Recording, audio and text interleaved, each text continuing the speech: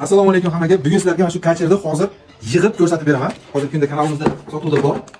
Qanaqa qilib yig'iladi? Buni sotib olganlardan keyin bemalol o'zingizlar ham yig'ib ishlasanglar bo'ladi. Ikkita akkumulyator batareykasi bor. Bitta pena sepadigan bachog'i bor. Bunaqa o'zini shunaqa shlanka kabeli ham bor.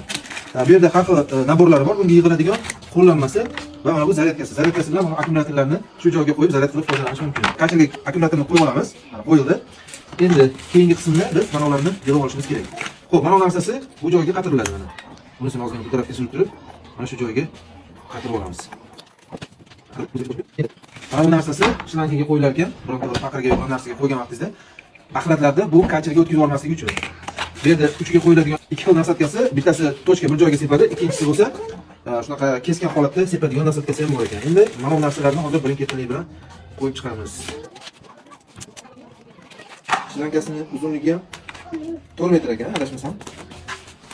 Bunisini bunga qatirishimiz kerak bo'ladi. Birinchi bunisini yechib olamiz. Buni ichiga tiqib olib, mana buni shu joyga kirgizish kerak bo'ladi. Yaxshilab kirgizib olgandan keyin bunisini shu joyga qatirib qo'yamiz.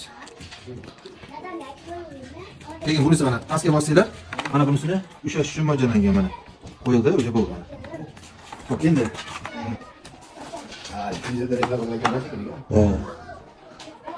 endi biz hozir kesib chiqadigan qo'yib